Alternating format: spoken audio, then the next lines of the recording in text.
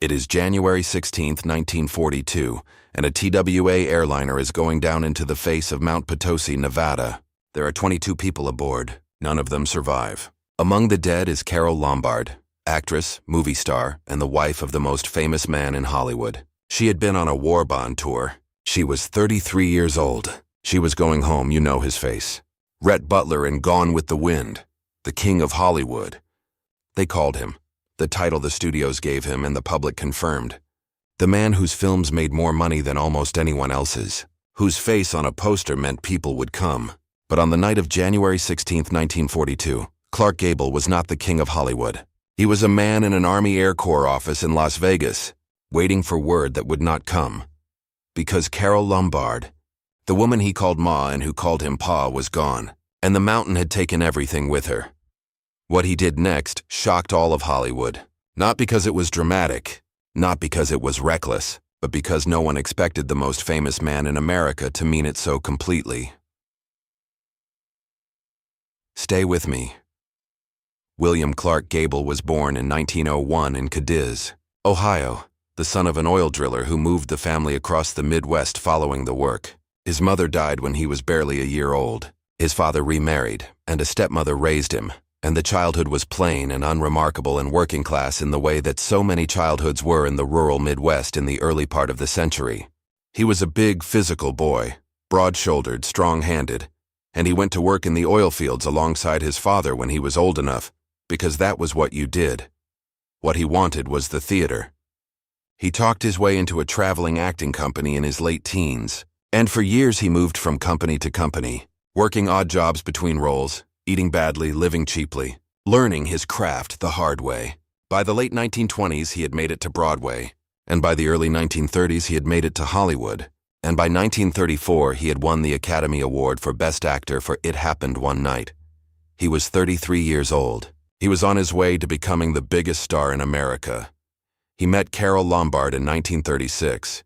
She was already famous, a quick, brilliant comedic actress, one of the funniest people in Hollywood by any account, sharper and more irreverent than almost anyone around her. She called things as she saw them, laughed at the pretensions of the film world, and treated the King of Hollywood like a man rather than a monument, which may have been exactly what he needed. They married in 1939.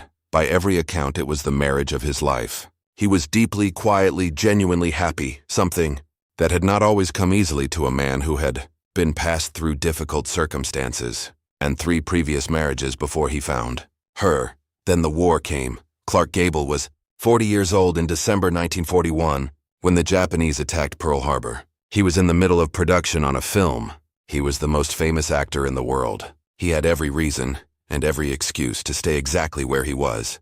The age limit for the draft in 1942 was 44, but men his age were not being called, and certainly not men of his visibility, his value to the studio system, his status as a cultural symbol.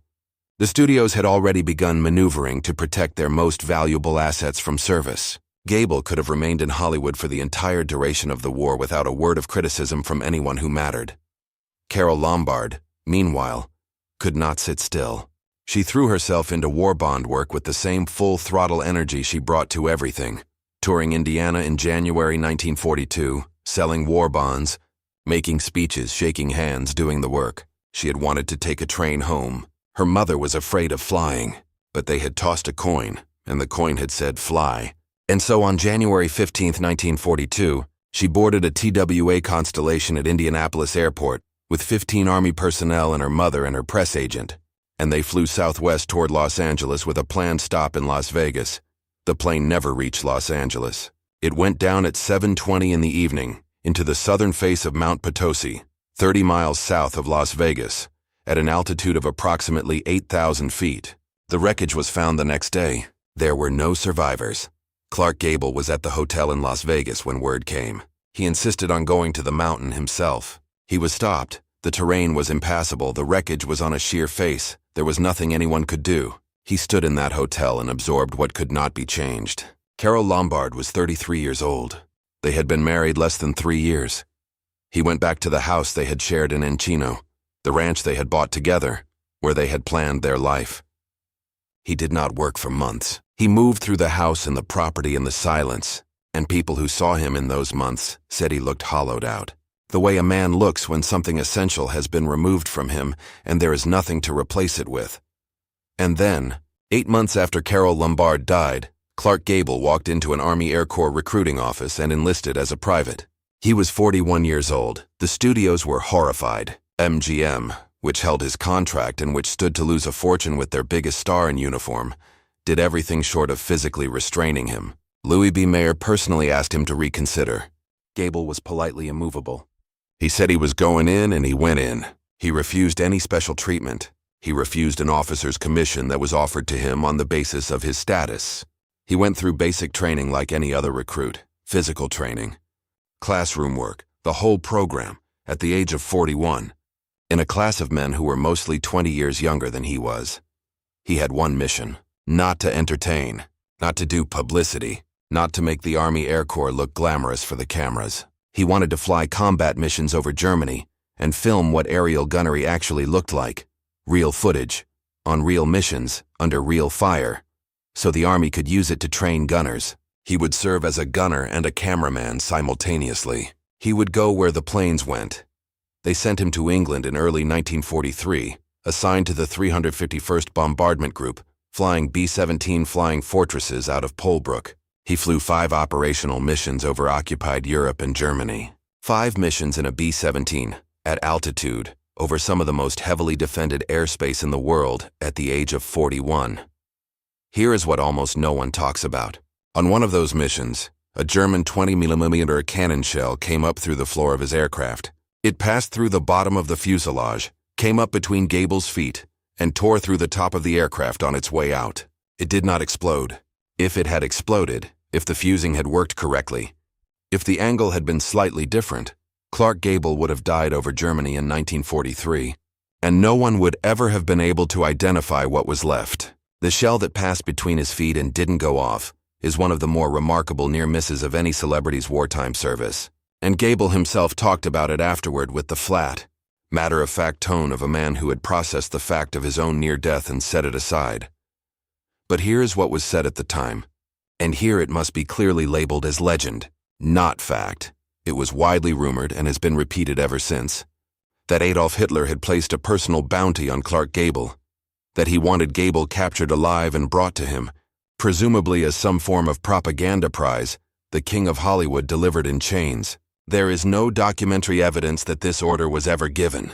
There is no verified record of such a directive from Hitler's command. This is a story that circulated during and after the war, and it has never been confirmed.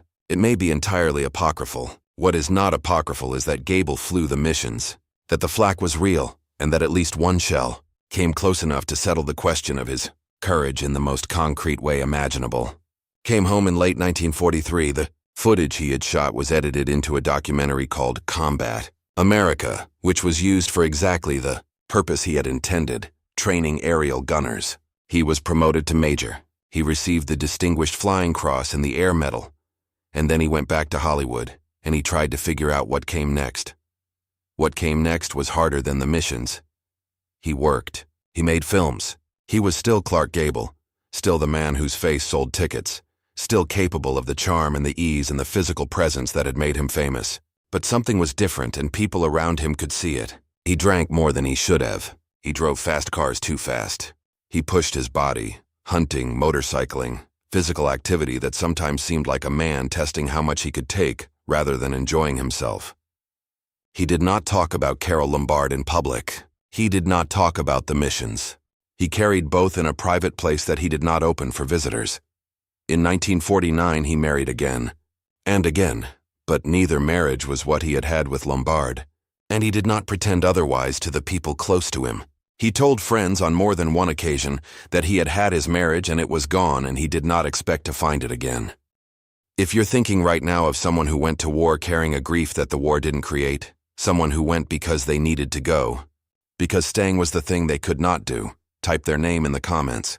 We'll hold them together here. He died in November 1960, 16 days after wrapping principal photography on The Misfits, his last film, and Marilyn Monroe's last film, a project that had pushed him harder physically than anything he had done in years. He died of a heart attack at the age of 59. His widow, He had married Kay Williams Spreckles in 1955, and she was 4 months pregnant when he died. Gave birth to his son, John Clark Gable, 4 months after his father's death. Clark Gable never met his son. He had asked when he enlisted for no special treatment. He had asked to be assigned to the same dangers as anyone else. He had asked, at 41, after the worst loss of his life, to be allowed to do something real. The Army had said yes. He had flown 5 missions, taken his chances with the rest, and come home to live out the life that remained. The shell that passed between his feet and didn't explode sits in the story the way unexploded things do, as the reminder of how close it was and how differently it might have gone. Clark Gable came home. Carole Lombard did not. He spent the rest of his life doing the only thing he knew how to do in the face of that. He kept moving, kept working, kept going in. It was not a perfect life, but it was, in its way, an honest one. If this story moved you, if it made you think about what grief can make a person do and what it means to keep going anyway, share it with someone who should hear it. Subscribe, because next time I'll tell you about the 18-year-old baseball legend who looked out at Omaha Beach on D-Day and thought it was 4th of July fireworks. Yogi Berra, one of the most beloved men in American sports. And nobody knew he was there. Rest easy, soldier.